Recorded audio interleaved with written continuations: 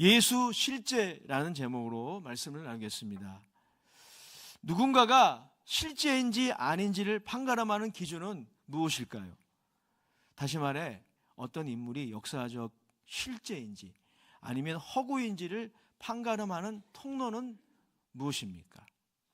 자, 그것은 다름 아닌 증언을 통해서예요. 혹은 그 증언을 기록으로 남긴 자료들을 통해서 판가름할 수 있는 것입니다. 생각해 보십시오. 타임머신을 타고 그 당시로 200년 전, 300년 전으로 돌아갈 수는 없는 일입니다. 그 당시 상황을 동영상 촬영 장비로 기록한 것에만 의존하는 것도 그 범위가 제한적이에요. 기껏해야 100년, 200년 남짓이죠. 우리는 요한복음이 기록될 당시 서기 1세기에 로마 제국 사회에서 이 증언의 무게감에 대해서 생각해 볼 필요가 있습니다.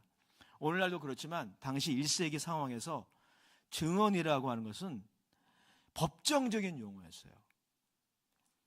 그리고 그것은 기본적으로 사실이라는 확신을 바탕으로 하며 그것을 다루는 책임을 지는 용어였습니다.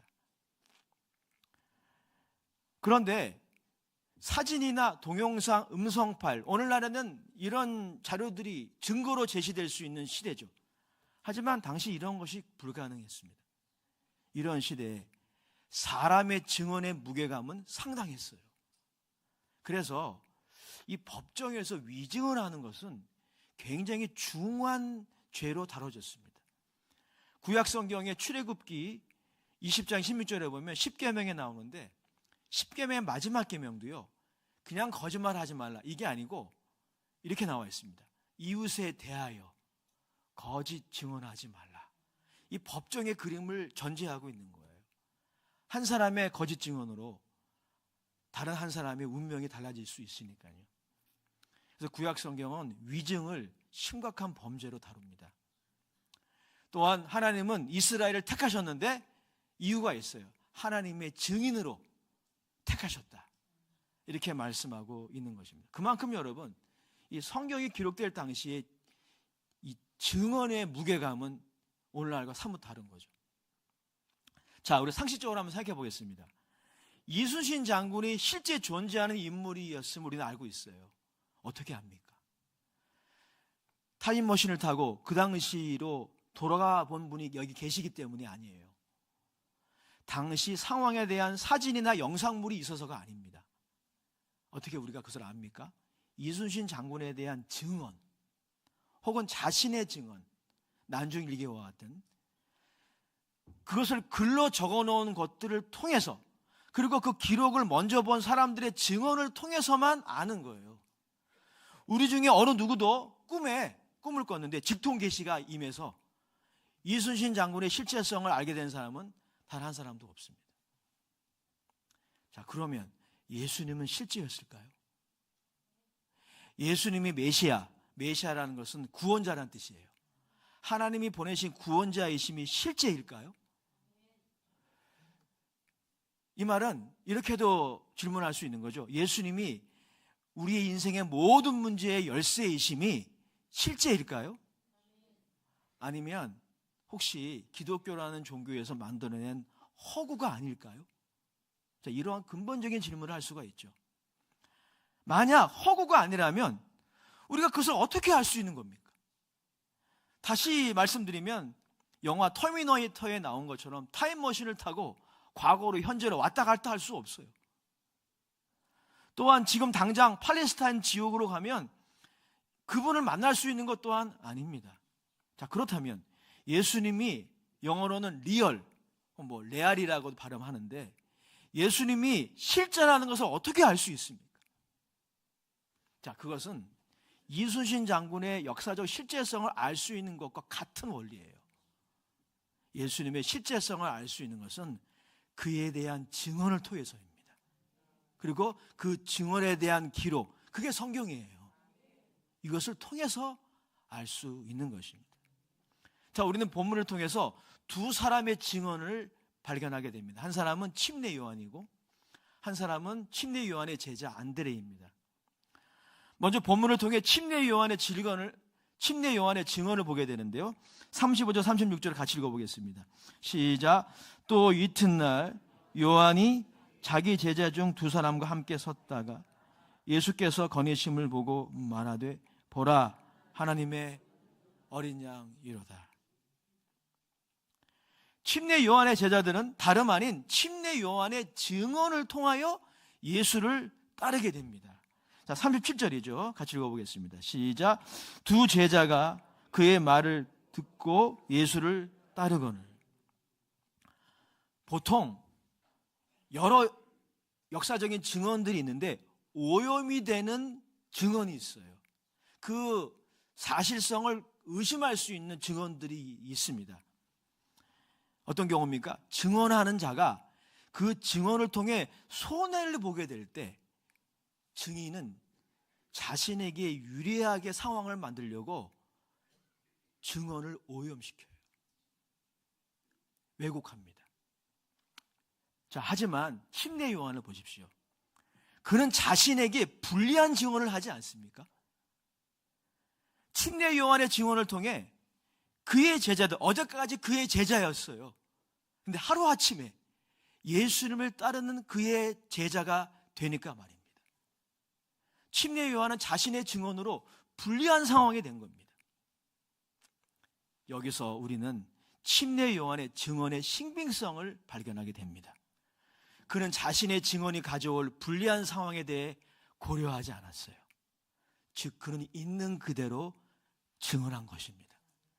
그래서 그의 증언은 신빙성이 있는 것이죠. 자, 그 다음 본문에는 안드레의 증언이 나옵니다. 안드레는 침례 요한의 제자 중에 한 사람이었어요. 그는 침례 요한의 증언을 통해, 자신의 스승의 증언을 통해 예수님을 만나게 된, 그리고 따르게 된 제자였습니다. 그리고 그의 증언을 통해, 이 안드레의 증언을 통해 그의 형제 시몬, 나중에 베드로죠, 시몬이 예수께 나와왔어요. 자, 40절 42절이 그 내용입니다. 같이 읽어보겠습니다. 시작. 요한의 말을 듣고 예수를 따르는 두 사람 중에 하나는 시몬 베드로의 형제 안드레라. 그가 먼저 자기 형제 시몬을 찾아 말하되 우리가 메시아를 만났다 하고, 메시아는 번역하면 그리스도라. 데리고 예수께로 오니 예수께서 보시고 이르시되 내가 요한의 아들 시몬이니 장차 게바라 하리라 하시니라. 게바는 번역하면 베드로라. 자, 우리는 그런데 안드레에 좀 주목하기 원합니다. 사실 안드레는요, 신약성경 전체에서 그다지 비중을 차지하지 못하는 인물 중에 하나입니다. 오히려 안드레가 예수님께로 인도한 시몬, 베드로가 이 신약성경에 굉장히 큰 비중을 차지해요. 실제로 이 시몬은 예수님의 12 제자 중에 중심 인물이 됩니다. 리더가 돼요. 소위 말하는 수제자가 된다는 거죠. 교회사를 통해서도 보면 이것을 알 수 있어요. 교회사를 통틀어 베드로처럼 추앙받는 제자는 없을 정도입니다. 지금 로마의 바티칸도 베드로의 무덤 위에 세워졌다고 합니다. 그러니까 요한복음을 하나의 극으로 이해하면은 베드로는 누구예요? 주연 배우예요. 하지만 안드레는 어떤 존재감이냐면, 우리 연극 대본에 보면 길을 지나가는 사람 1, 길을 지나가는 사람 2, 이런 게 있잖아요. 이런 역할보다 조금 나은 정도의 조연이 바로 안드레예요. 자, 그래서 역으로 안드레의 증언은 신빙성이 있다는 것입니다. 보통 역사의 증언이 오염되는 또 하나의 이유가 있는데요, 증언의 주체가 그 증언을 통해 극중에서 영웅시되는 경우입니다. 증언하는 주체가 그 증언을 통해 중심 인물이 되는 경우 어떤 일이 일어나냐면 확대 포장 재생산의 가능성이 농후해요. 자, 그 대표적인 경우가 우리가 좋아하는 삼국지입니다. 제가 어렸을 때 만화가 고유영 씨가 만든 카툰 삼국지를 굉장히 감동 있게 봤어요. 성인용이 있고 학생용이 있는데 학생용을 봤어요. 그때 그 만화를 보면서 유비, 간호, 장비의 그 도원결이 참 그게 아름다워 보였어요. 우리가 어렸을 때부터 접한 이 삼국지는 근데 사실 나간중의 삼국지연이라는 역사 소설에 근거합니다. 나간중이라는 소설가가 만든 소설이에요. 역사를 근거로 했지만 각색한 소설입니다. 삼국지에 나오는 조조라는 인물이 이 나간중의 각색한 인물 중에 하나의 예입니다. 여러분 아신 바와 같이 조조는 어떤 존재입니까? 우리에게는 탐욕스러운, 권력에 눈이 멀어 전국 통일을 탐하는 사람으로 이 삼국지에서는 증언되고 있어요. 하지만 실제 역사를 보면은요, 조조가 혼란스러운 중국을 통일시키는 공헌을 합니다. 그러나 나간중의 각색에 의하면 나간중은 유비와 간호, 장비를 영웅시하는 그런 의도로 조조를 그렇게 각색한 거예요. 그래서 증언이 오염이 됐다고 볼 수 있어요. 사랑하는 여러분, 그래서 안드레의 증언은 믿을만 합니다. 그는 자신이 예수님을 만난 증언을 통해 영웅이 된다거나 중심인물로 등장하지 않아요. 그는 있는 그대로의 사실을 증거한 것입니다. 자신의 증언으로 신약성경의 중심인물이 되는 유익을 받지 않았기 때문이죠. 자, 종합해 볼 때 침례 요한의 증언이 맞다면, 그의 증언을 통해 예수님을 만나 그를 증언한 안드레의 증언이 신빙성이 있다면, 예수님은 실로 누구이십니까? 그는 실제이십니다. 그는 그리스도이십니다. 안드레의 증언이 맞다면 말이죠. 41절의 말씀, 우리 다 같이 안드레의 증언을 다시 읽어보겠습니다. 시작. 그가 먼저 자기 형제 시몬을 찾아 말하되 우리가 메시아를 만났다 하고, 메시아는 번역하면 그리스도라. 아멘. 침례 요한의 증언이 맞고 안드레의 증언이 신빙성이 있기 때문에 예수님은 실제로 하나님이 우리를 구원하시기 위해 보내신 구세주이십니다. 그래서 예수님은 안드레의 질문, 랍비여 어디에 머무십니까? 라는 질문에 아주 간단히 대답하십니다. 어떻게 대답하시죠? 39절의 말씀이죠. 같이 읽어보겠습니다. 시작. 예수께서 이르시되 와서 보라. 그러므로 그들이 가서 계신 데를 보고 그날 함께 거하니 때가 10시쯤 되었더라. 와서 보라. 너무 간단한 대답이죠. 여러분, 이것이 실제의 대답이에요. 복잡한 설명이 필요 없어요. 그러나 허구일수록 꾸미기 위해 복잡하게 설명해야 됩니다. 거짓일수록 꾸며대야 하기 때문에 복잡해져요. 그러나 예수님은 안드레의 질문에 너무 간단하게 대답하세요. 와서 봐라. 그저 내게로 와서 경험해 보아라. 그는 실제의 시기에 이렇게 말씀하시는 거예요. 그리고 그에게 나아가 그를 만나 친분을 나눈 안드레는 그 짧은 시간이지만 중요한 것을 깨닫게 됩니다. 그가 그리스도이시며 메시아이시다. 안드레가 오늘 본문에 보면 예수님과 그다지 오래 있지 않았어요. 한 달을 있거나 1년을 있지 않았습니다. 한 반나절이 있었어요. 근데 그 짧은 시간 안드레가 무슨 공부를 많이 했겠습니까? 그럴 수 없었습니다. 그러나 그는 실제를 경험했어요. 그리고 그 경험을 감출 수 없었습니다. 여러분, 실제에 대한 경험은 숨기지 못합니다. 거짓말을 안 해요. 그리고 안드레는 자신의 형제 시몬에게 그 경험을 소개했어요. 형, 내가 메시아를 만났어. 소개한 겁니다. 중세 시대에 있었던 일이라고 합니다. 한 사제가 교회에서 기도를 하고 있었어요. 오늘날에는 목사죠. 기도를 하고 있는데 갑자기 하나님이 나타나셨어요. 그리고 오늘 예수님이 안드레에게 질문하신 이 질문을 하신 거예요. 무엇을 구하느냐? What do you want? 기도하는 사제에게 하나님이 실제로 나타나셔서 무엇을 원하느냐? 내가 지금 기도하고 있는데 무엇을 원하느냐? 이렇게 질문했대요. 그때 이 사제가 너무 놀라서 기절해서 죽었대요. 하나님께 예배하지만, 교회를 다니지만 실제의 신 예수님을 놓치고 살아가는 신앙생활의 단면을 보여주는 유머라고 볼 수 있어요. 자, 오늘의 적용점이자 결론입니다. 사실 어제 교사 세미나가 있었습니다. 우리 교단의 발전을 위한 목회 세미나에 강사셨던 문찬원 목사님이 어제 오셔서 우리 교사들과 지역자님들을 위한 강의를 해주셨는데, 사실 그 강의에 제가 은혜를 받고 오늘 함께 나눈 내용과 연결하고 있는 거예요.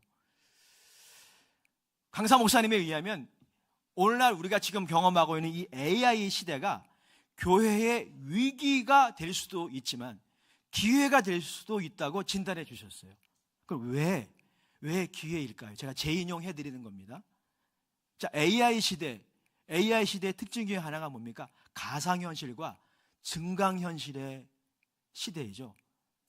이 AI 시대, 가상현실과 증강현실 속에서 많은 사람들이 실제가 아닌 가상을 통해 보고 느끼는 시대에 우리는 살고 있는 거예요. 자, 가상현실과 증강현실은 인간에게 감동은 줄 수 있어요. 여러분이 여건이 안 돼서 하와이에 가지 못해 호놀룰루 그 해변가를 갈 수 없어요. 하지만 이제는 갈 필요 없습니다. VR을 통해서 거기에 갔다 와서 찍은 사람들의 영상을 VR로 찍으면 그게 현실을 증강시켜줘요. 그래서 마치 그 자리에 있는 것처럼 느끼게 해줍니다. 그러니 얼마나 좋은 시대예요. 가상현실과 증강현실은 우리들에게 이런 감동을 줄 수는 있어요. 하지만 한 가지 못하는 게 있습니다. 인간의 영혼을 구원할 수 없어요. 인간의 실존적인 문제가 굉장히 다양한데 가장 중요한 문제, 죄의 문제를 터치하지 못해요. 대안이 될 수 없습니다. 자, AI는 그러나 여러모로 유용합니다. 우리가 잘 이용하면 상당한 이득이 있습니다. 그러나 인간의 실존의 문제들의 대안이 될 수 없습니다. 자, 좀 더 그 이유를 말씀드릴게요. 가상이기 때문이에요. 자, 생각해 보십시오. 인간의 실존의 문제들은 실제입니다. 여러분이 질병으로 인해서 몸과 마음의 고통을 받는 것 실제입니다. 가상 아니에요. 환영 아닙니다. 재정에 대한 염려도 실제예요. 인생을 살다 보면 관계에서 오는 불편함이 있어요. 그것도 실제입니다. 미래에 대한 두려움도 실제예요. 그것을 없던 것으로, 없는 일로 치부할 수 없습니다. 그래서 이 문제를 진정 해결하는 것은 가상현실이 아니라 실제이어야 합니다. 그런데 우리에게는 부인할 수 없는 단 하나의 실제가 있습니다. 그 실제 혹은 실체는 예수 그리스도이십니다. 그는 리얼이세요. 그분은 이 땅에 진정으로 오셨고 우리와 똑같은 인간이 되셨고 여러분이 경험하는 고통과 유혹을 다 경험하셨어요. 초대교회 이단 중에 하나가 가연주의라는 이단이 있어요. 이들은 대담하게 예수님이라는 분이 이 땅에 오신 것은 인정하겠지만 그가 고통을 당하고 고난을 받는 건 그렇게 보인 거다. 이 가상이라는 개념을 이미 그때 쓴 거예요. 그건 가상이다. 그건 팬텀, 환영이다. 예수님이라는 분이, 하나님의 아들은 고통을 받으실 수가 없다라는 거죠. 이단입니다. 사도 요한은 요한일서 1장에서, 요한일서에서 4장에서 이 가연주의를 이단으로 적그리스도의 영이라고 논박했어요. 사랑하는 여러분, 예수님은 진정 이 땅에 인간으로 오셨고 진정 고난 받으셨어요. 진정 시험을 받으시고 그분은 죽은 것처럼 보인 게 아니라 진짜 죽으셨어요. 이게 기독교입니다, 여러분. 이게 복음의 실제성이에요. 히브리서 2장에 보면 그래서 예수님이 우리의 영혼을 구원할 수 있는 거예요. 예수님이 그래서 세상 죄를 지고 가는 하나님의 어린 양인 거예요. 그래서 예수님만이 죄의 문제에 유일한 대안이신 거예요. 그분의 죽음이 실제였기 때문에 그분의 실제 나를 위해 죽으신 거예요. 여러분 모두 개인적으로 믿으시게 되시길 축복합니다. 히브리서 2장 9절 10절에 이렇게 말씀하고 있습니다. 오직 우리가 천사들보다 잠시 동안 못하게 하심을 입은 자 곧 죽음의 고난 받으심으로 말미암아 영광과 존귀로 관을 쓰신 예수를 보니 이를 행하심은 하나님의 은혜로 말미암아 모든 사람을 위하여 죽음을 맛보려 하심이라. 죽은 것처럼 보인 것이 아니라 실제로 죽으셨어요. 실제로 고난 받으셨어요. 자, 그 결과 10절이죠. 그러므로 만물이 그를 위하고 또한 그로 말미암은 이가 많은 아들들을 이끌어 영광에 들어가게 하시는 일에 그들의 구원의 창시자를 고난을 통하여 온전하게 하심이 합당하도다. 예수님이 실제로 나를 위해 고난당하시고 나를 위해 죽으셨기 때문에 그분이 우리의 구원의 창시자가 되는 거예요. 그분이 이 땅에서 고난받고 유혹받는 여러분들을 영광의 나라로 이끄실 수 있는 겁니다. AI는 못해요. 어떤 인간도 할 수 없습니다. 오직 실제이신 예수님만이 이 일을 하실 수 있습니다. 이런 말씀을 들으면 여러분 중에 이런 질문을 하실 수 있을 거예요. 특별히 이 AI를 좀 잘 활용하시는 분들이 이런 질문을 하실 수 있을 거예요. 목사님, 하나님은 우리가 그렇게 기도해도 우리의 질문에 답을 주시지 않으시지만 챗GPT는 우리의 질문에 얼마나 친절하게 답을 하는지 몰라요. 3초면 됩니다. 이렇게 말씀하시는 분이 계실지 몰라요. 하지만 여러분, AI에게 없는 게 있어요. 어제 강의를 제가 재인용하는 거예요. 성장통이 없습니다. 중요한 거예요. 전 어저께 이 강의에 큰 도전과 은혜를 받았어요. AI는 고난에 대해서는 잘 알아요. 여러분보다 데이터가 많기 때문에, 수많은 석각들의 데이터를 가지고 있기 때문에 고난에 대해서는 잘 압니다. 하지만 고난은 모릅니다. 고난을 경험하거나 상처를 경험하거나 실패를 경험한 적이 없어요. 그에게는 성장통이 없습니다. 그래서 그가 주는 대답은 실존의 문제를 이 땅에서 겪고 있는 우리들을 진정 도울 수 없어요. 하지만 말씀이 육신이 되어 이 땅에 오신 예수 그리스도는 우리의 이런 경험 속으로 들어오셨어요. 그분은 우리의 상처의 경험 속으로 들어오셨어요. 우리의 고난의 경험 속으로 들어오셨어요. 소외되는 경험, 배신당하는 경험, 그 경험 속으로 들어오셨어요. 그는 소위 눈물 젖은 빵을 먹어보셨어요. 그래서 눈물 젖은 빵을 먹고 사는 사람들을 도우실 수 있어요. 이거 제 말이 아니라 성경의 증언입니다. 히브리서 2장 18절 말씀, 우리 그런 의미로 다 같이 읽어보겠습니다. 2장 18절 시작. 그가 시험을 받아 고난을 당하셨은즉 시험 받는 자들을 능히 도우실 수 있느니라. 우리 다시 한번 읽어요. 시작. 그가 시험을 받아 고난을 당하셨은즉 시험 받는 자들을 능히 도우실 수 있느니라. 그도 유혹 받으셨어요. 하지만 유혹에 넘어가지 않으셨죠. 그가 유혹을 받으셨기 때문에 유혹에 때론 넘어지는 우리들을 도우실 수 있어요. 오늘도 고난의 짐을 지고 있는 모두에게 예수님은 안드레에게 말씀하신 것처럼 이렇게 초청하십니다. 아들과 딸아, 무엇을 원하느냐?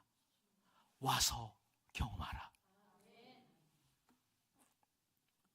마지막으로 또 한 가지의 메시지가 있죠. 본문은 교회의 사명을 우리들에게 말씀하고 있어요. 교회는, 그리고 이 시대에 교회만이 감당해야 할 사명이 있습니다. 이 실제를 증언하는 거예요. 하나님은 교회의 증언을 통해 이 실제를 이 땅에 전하기 원하십니다. 하나님이 침례 요한의 증언을 사용하시고 안드레의 증언을 사용하셔서 베드로를 만드신 것처럼 오늘날 잠재적인 베드로가 우리 주변에 너무 많습니다. 지금 교회를 안 다니지만 베드로처럼 훌륭하게 쓰임받을 믿음의 사람들이 우리 주변에 너무나 많아요. 그런 다음 세대들이 너무나 많습니다. 그러나 아직 그들은 예수 믿지 않아요. 그런 사람들이 민족과 열방의 타문화권에 얼마나 많이 있습니까? 그들에게 필요한 것은 여러분의 증언이에요. 와 보라, 내가 예수님 만났다.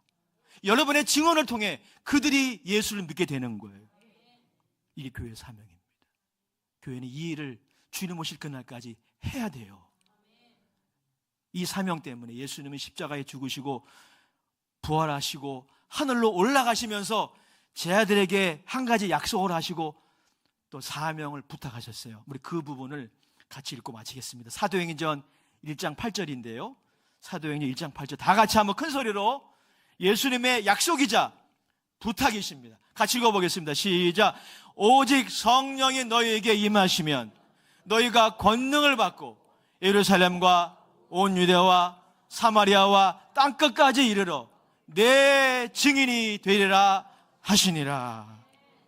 우리 모두 외칩시다. 저 따라서 외치는 거예요. 예수님은, 더 크게 외치겠습니다. 예수님은 실제이십니다. 예수님은 나의 구원자이십니다. 예수님은 나를 도와주십니다. 아멘이십니까? 이제 목적으로 바꿔서 이렇게 우리 세상에 얘기해야 돼요. 예수님은, 따라합시다. 예수님은 당신의 실제이십니다. 예수님은 당신의 구원자이십니다. 예수님은 당신을 도우실 수 있습니다. 이렇게 말하시기 바랍니다. 선포하시기 바랍니다. 이 실제를 붙드시기 바랍니다. 예수님의 이름으로 축복합니다. 하나님 아버지, 우리가 이 땅을 살아가면서 고난을 경험합니다. 유혹을 경험합니다. 다 실제입니다. 그러한 우리들을 도우실 수 있는 분은, 구원하실 수 있는 분은 실제이신 예수 그리스도밖에 없음을 고백합니다. 내 마음에 영접합니다. 이 예수님, 이 실제를 붙들고 주님의 증인으로 살아가도록 성령 하나님 도와 주옵소서. 예수님의 이름으로 감사하며 기도합니다. 아멘.